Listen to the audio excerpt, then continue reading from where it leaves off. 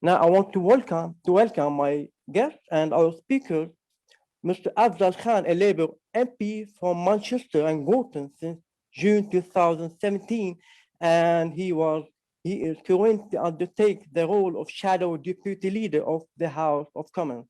And also, as we want to welcome our guest and our speakers, Dr.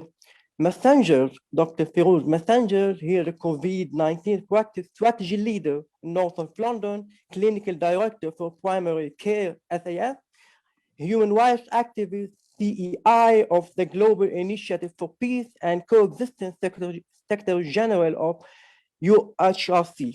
And also I want to welcome from Tunisia, Ms. Rahma Ben Hamadi, a human rights activist.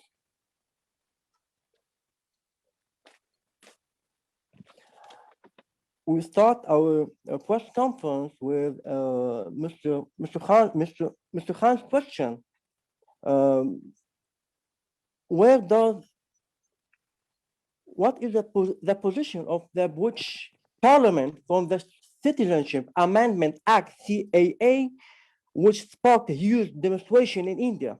Doesn't it contradict the concept of democracy?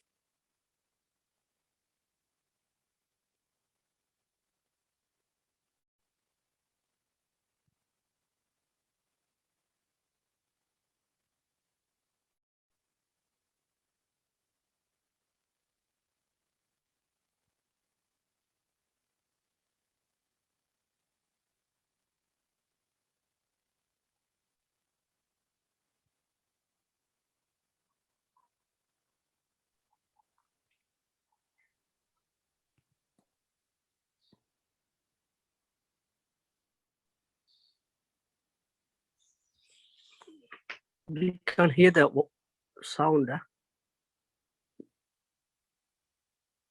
Yeah, we can't hear it. We can't hear either. क्या है, पाकिस्तान का नमक खा क्या है? पाकिस्तान में जो भी हिंदू कम्युनिटी रहती है, सिख हुए या हिंदू हुए या कोली हुए, जो भी हैं, हम बहुत इज्जत के साथ पाकिस्तान में रह रहे हैं। और जो हमारे मुसलमान भाई है, वो बल्कि हिंदू सुन के हमारी और भी इज्जत ज्यादा करते हैं। जो मालूमात हम उनसे मांगना चाहते थे और मांगते हैं, वो हमें उस तफसील में न बताते हैं, और लगता ऐसे है कोई राजदारी है, कोई पर्दापोशी है, और वो हकायक को सही जाहिर नहीं करना।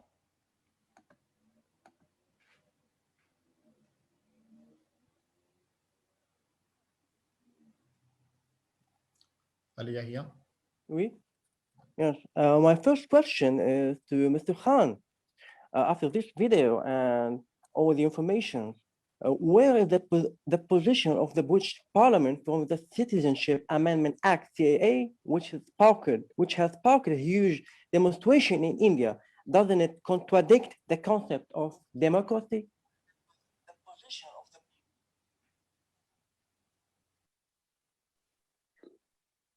Sorry, was the question for myself? Yes. The question is for you, Mr. Khan. Yeah, thank you for that. First of all, can I say thank you for inviting me, and it's a pleasure to join you.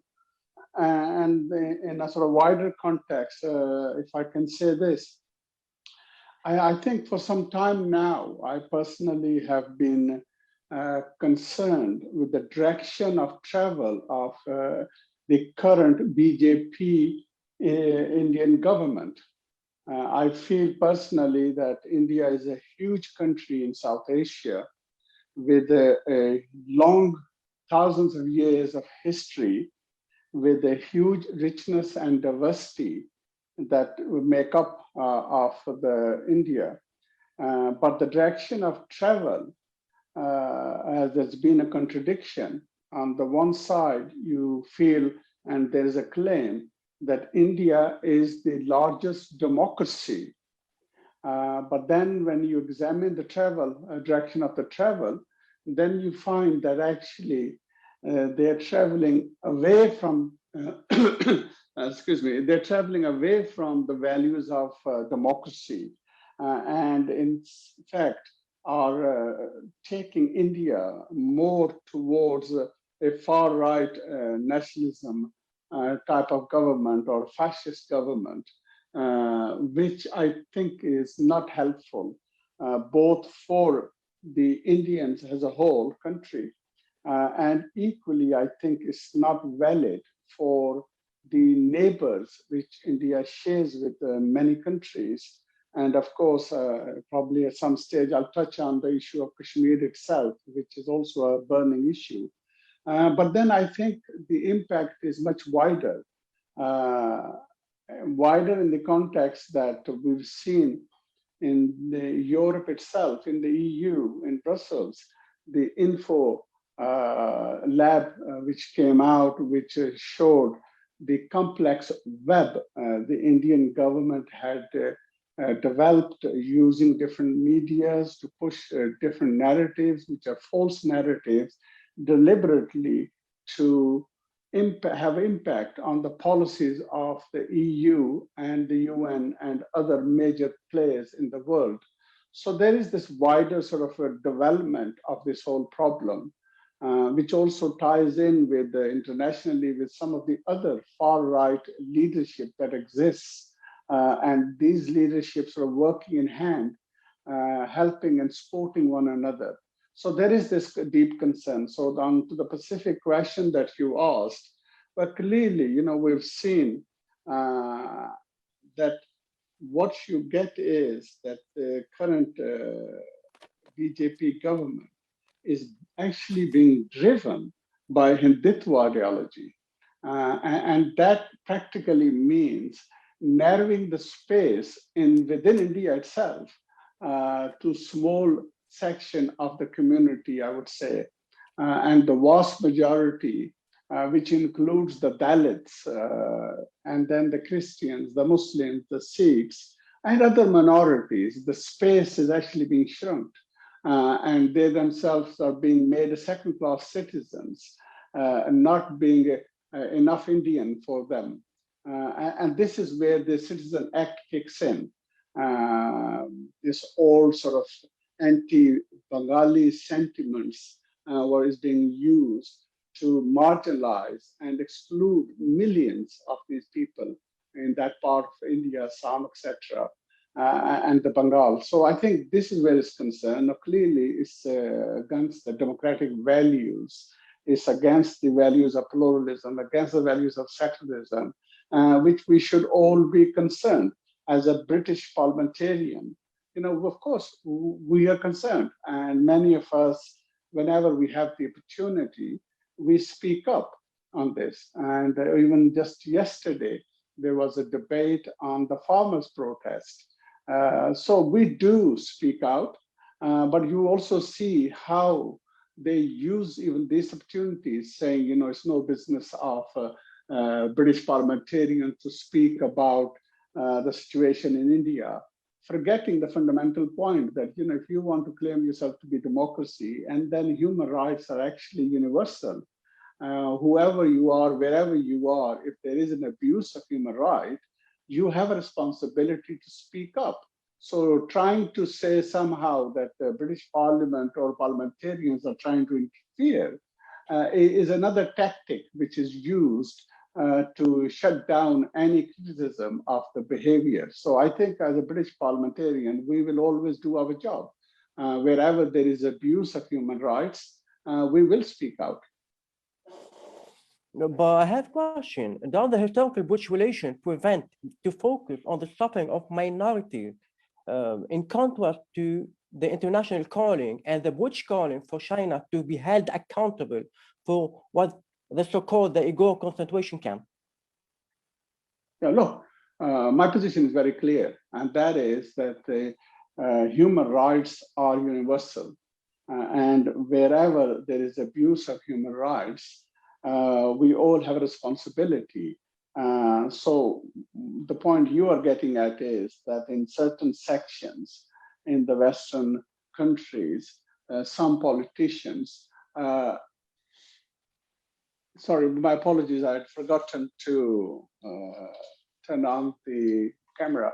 So yeah, look, for me, there is this question which I often hear people say, and this is usually about double standards, and that is who some of the leadership feel has to be their friends and who are the enemies. So when you consider someone to be an enemy, then you're quite happy to go heavy-handed and also to pile the pressure and also to use the different mechanisms that are internationally available to call them out. But when it's your friend, then you are happy to turn a blind eye. And that, I think, is not acceptable because at the heart of this is about fairness, at the heart of this is about human rights. And whether it's a friend or foe, you have to speak out and you have to speak the truth. And that, I think, is a brilliant principle in Islam, where the Quran tells us this exactly, that whether it's your loved one or near ones or far, when it's a matter of justice and fairness, you must stand firmly for justice. And that, I think, is the value which the world and the world leadership has to apply across the board. So I accept some of the points you're trying to get to, that I too feel that, but overall, I think, let's not forget that the good people of the world are always in majority, and the majority of the good people will never side with what is wrong. And having oppression of any kind is not acceptable. Thank you, and let's hope so. I have another question. So we can say that the human rights issue is in the core of the British-Indian relationship, or it's just about economic exchange and historical relation? Yeah, well, look, I think there is this tension. The truth is, many countries see India has a huge economy, 1 billion plus people. So their eyes roll with the dollar or the pound. They look at it with the context of business, the economic, what interest they can drive. Now, I understand that in the real world aspect, but I think personally, we have to move with the right balance. And that right balance also means that not turning a blind eye to the human rights abuses that are taking place. And in that context, I find that the European Union are actually much better compared to many other countries, including America, I would say, that in a sense, when they do any trade, they always take this issue also into account. And I think certainly it's an important factor. I'm happy that currently in the British Parliament, we have developed and progressed where we have now introduced Magnitsky sanctions, which I think are a good way forward, which allows the government to take step wherever these human rights violations are taking place, and in a measured way and in a focused way to be more effective. But again, up to now, I feel they have been selective in the way they have been applying this.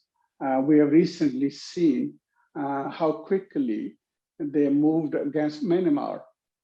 We have seen in the past year or so how quickly they sort of coordinated the move against Russia. But I would say that similar sort of eagerness has not been shown when it comes to, I would say, India, and I would also include China.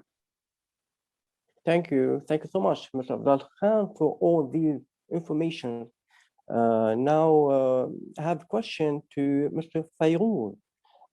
As a British human rights, do you think that the follow-up of the British societies with the human migration families to Pakistan is and the case of and what about the case of the victim too? Sorry, could you extrapolate that question? You're welcome. So Sorry, could you just repeat that question? I just couldn't. Yes. Yeah. I mean, as a British human rights activist, that do you think that the follow-up of the British societies and NGOs with the Hindu migrating families to Pakistan and with the case of the victim, the 11 victims in August? Okay, so I just go back just to the broad aspect of what's happening. I think I assume that you are relating to the 11 members who just migrated from India to Pakistan, I assume. Yes, from Pakistan to India. Yeah, sorry, yeah, the other way, from Pakistan to India. Yeah, so obviously, I think everything goes back to the Citizenship Act, and I think this is a strong message the government of India trying to give out to the world and the rest of the neighboring countries. Of course, there is a larger agenda within the BJP about, of course, the nationalization of Hinduism, and also while it's portraying the surrounding countries, namely Bangladesh, Pakistan, and Afghanistan, as being more of a Muslim oppressive countries, to offer amnesty to the non-Muslim population. And that roots from the ideology the BJP has against the minority population, but namely the Muslim, because they are the second largest citizens within the Indian borders. Now, the concern here is, of course, there are selectiveness. We're just going back to the constitutional elements of a secular society. It's bolted into the Indian constitution that every citizen is equal, even though India has a very different structure with regards to the secularism and within the majority religion, which is Hinduism. There are many sects, and of course, part of the structure itself is the challenge for the country, because that in a more of a structured way identify the even Hindu minorities, the Dalits, if I may say, into the system of oppression.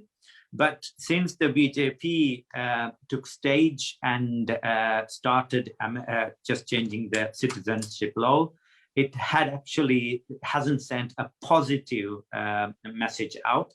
Even the migration matter with regards to these 11 people also fall into that. So the reason of, for example, if you take Europe and the other countries which give an amnesty to refugees, they do it as a first principle. So the first principle is you are an inclusive community, you're an inclusive nation, and you do the best to save and secure humanity.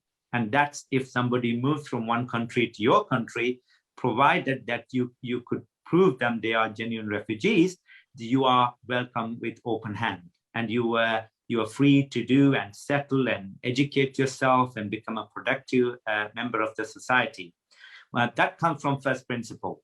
But if you look at the policy India adapted, number one, that policy itself slapped the face of secularism, because that directly excludes Muslims coming from Bangladesh, Afghanistan, and Pakistan. That's just that direct discrimination from the beginning. I just go back just to the broad aspect of what's happening. I think I assume that you are relating to the 11 members who just migrated from India to Pakistan, I assume. Yes, from Pakistan to India. Yeah, sorry, yeah, the other way, from Pakistan to India. Yeah, so obviously, I think everything goes back to the Citizenship Act, and I think this is a strong message the government of India trying to give out to the world and the rest of the neighboring countries. Of course, there is a larger agenda within the BJP about, of course, the nationalization of Hinduism, and also while it's portraying the surrounding countries, namely Bangladesh, Pakistan, and Afghanistan, as being more of a Muslim oppressive countries, to offer amnesty to the non-Muslim population.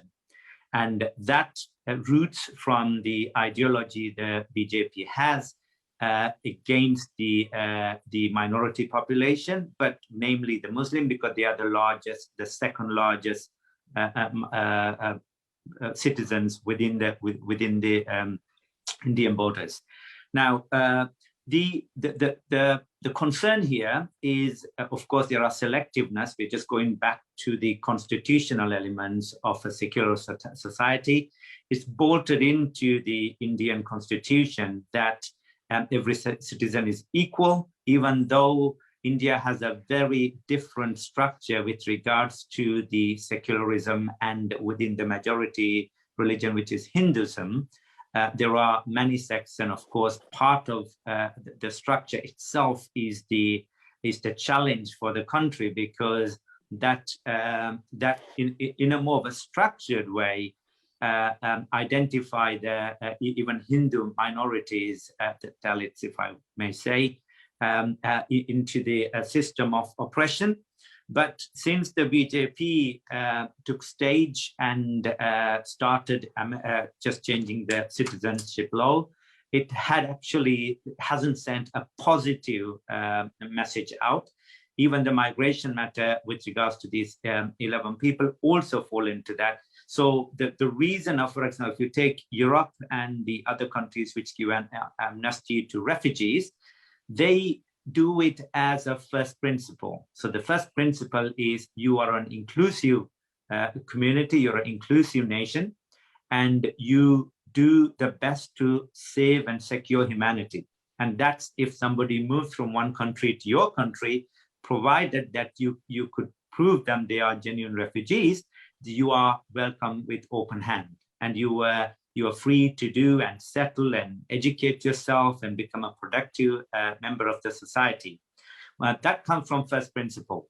But if you look at the policy India adapted, number one, that policy itself slapped the face of secularism, because that directly excludes Muslims coming from Bangladesh, Afghanistan, and Pakistan. That's just that direct discrimination from the beginning. The second thing is that the reason why India want to impose this is purely because of, number one, to negatively influence its own population of Muslims, and also turn the other minorities against the Muslims in India. Now that we can just go into the different aspect of how the social, economical, and also political effect of this coming in. But if I may take this a bit further, just into Jammu and Kashmir, as you know, the Indian government was manipulating the act and including the migrated citizens act into it, in terms of giving up to about 2 million citizenship certificates.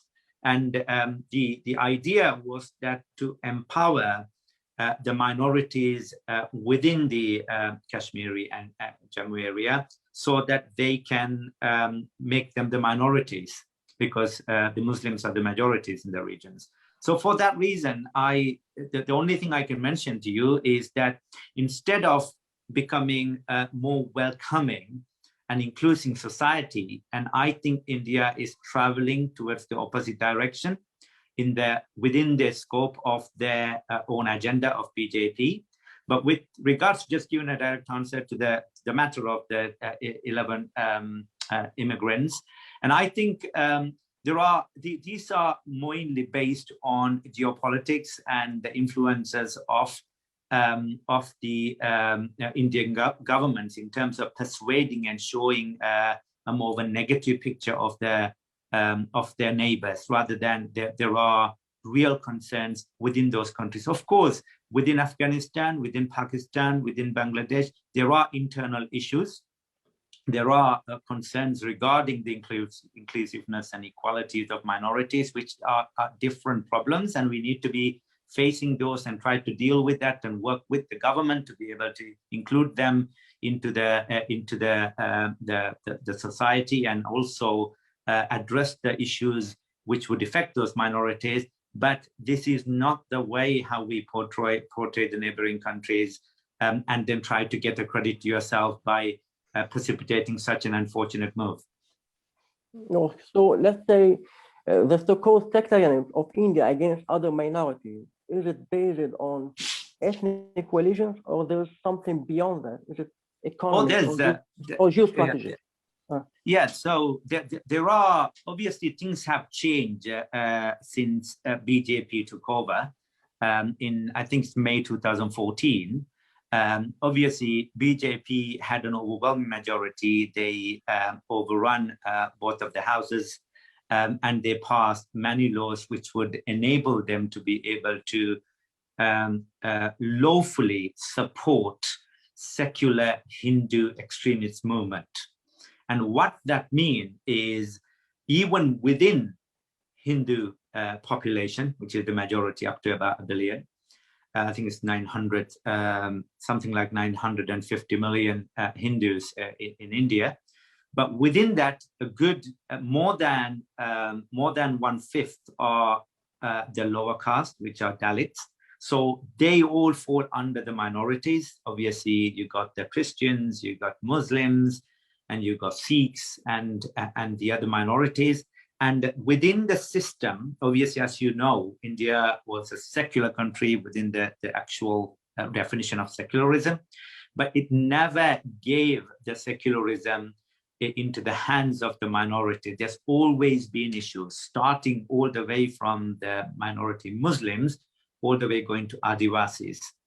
And where the system was turned in a more open and a lawful manner was when the BJP took control.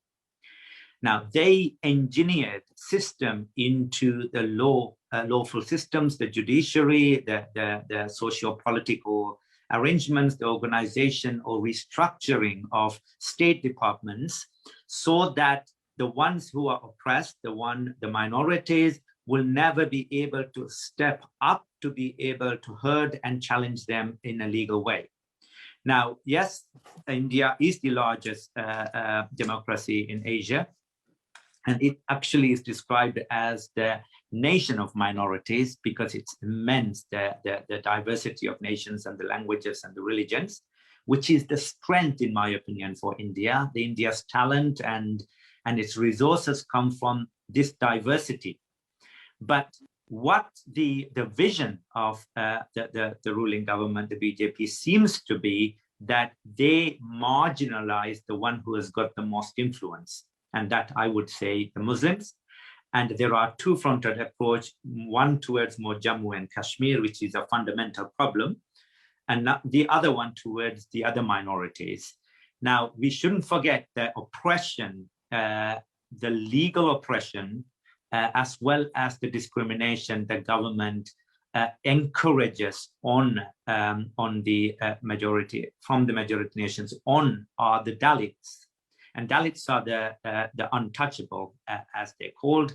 And then the system itself disempower them from progressing, from education, from health, from social privileges, work, as well as other privileges what a citizen of an independent country, especially a democratic country, should offer to its citizens. So the answer to your question is yes, there is systematic discrimination, and also there is underlying, as you mentioned, there are underlying agendas behind it. So that would be against the neighboring countries, namely Pakistan. And whatever the system they bring up to talk about the open system, of course, the Citizenship Act is one of the hallmark of such an attempt to discredit or to defame your neighbors, namely Pakistan, Bangladesh, and Afghanistan. And I can't see from the for the last 2 years also, or 1.5 years, I can't see any positive moves or any benefit those included countries, included minorities. You know, the only one which is not included are the Muslims within that act, have seen a tangible benefit to themselves.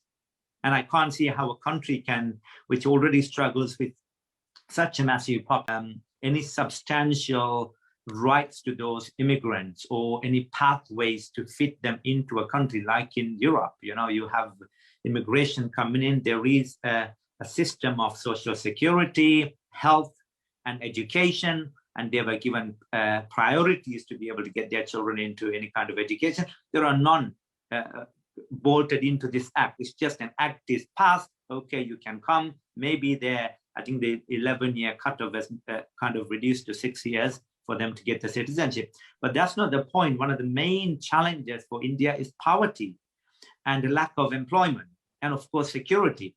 If you can't give security, health, education, and empowerment to women within your own, the members of your own society, I'm talking about the Dalits and Adivasis, if you can't give that to your existing 200 million plus population, how are you going to improve the lives of immigrants who would come into your country, not necessarily Hindus?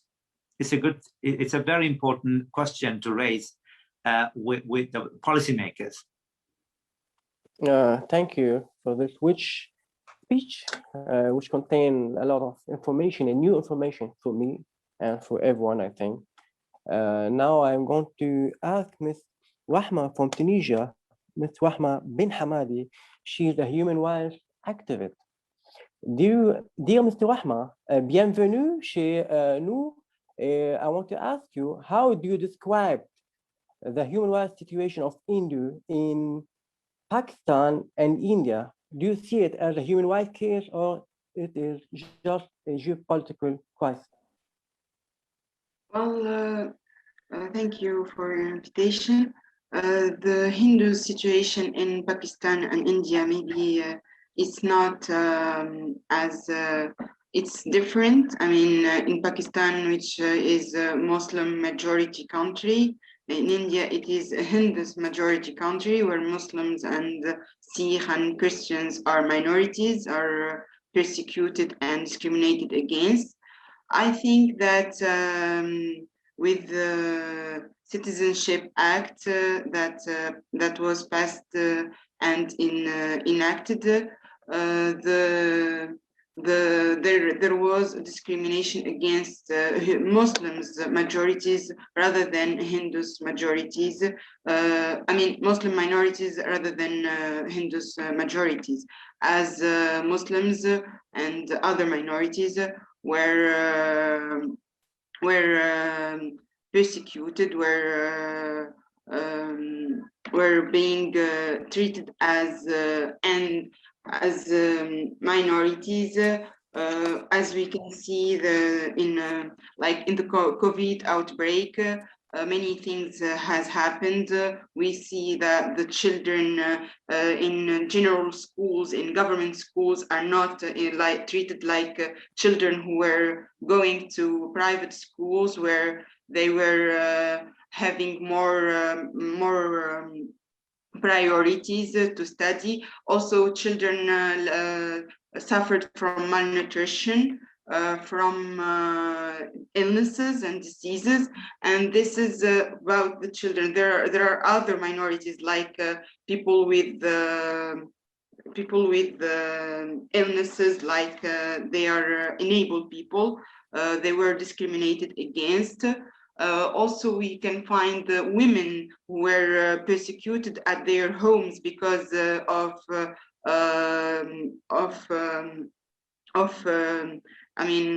disputes in the family and violence against women during the COVID-19. Actually, the COVID-19 situation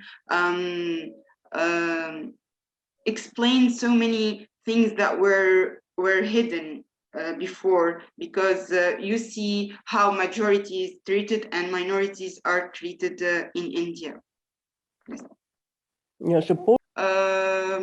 it is about majority and minorities because they are treating majorities like privileged people and minorities as discriminated, and this actually touched the economy, like we can see in Kashmir. The restriction that included access to communication networks affected livelihood, particularly the Kashmir's Valley, and implications among this.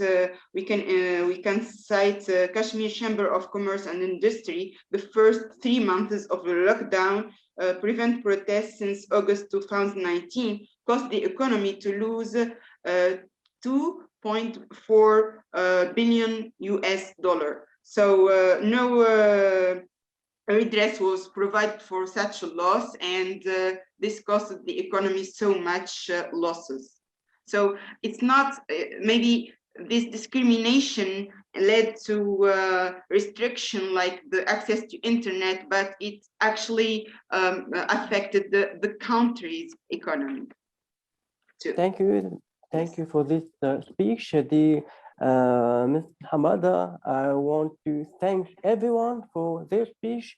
Dr. Feroz, Dr. Messenger, Ms. Ben Hamadi, and for everyone who shared with this press conference with us.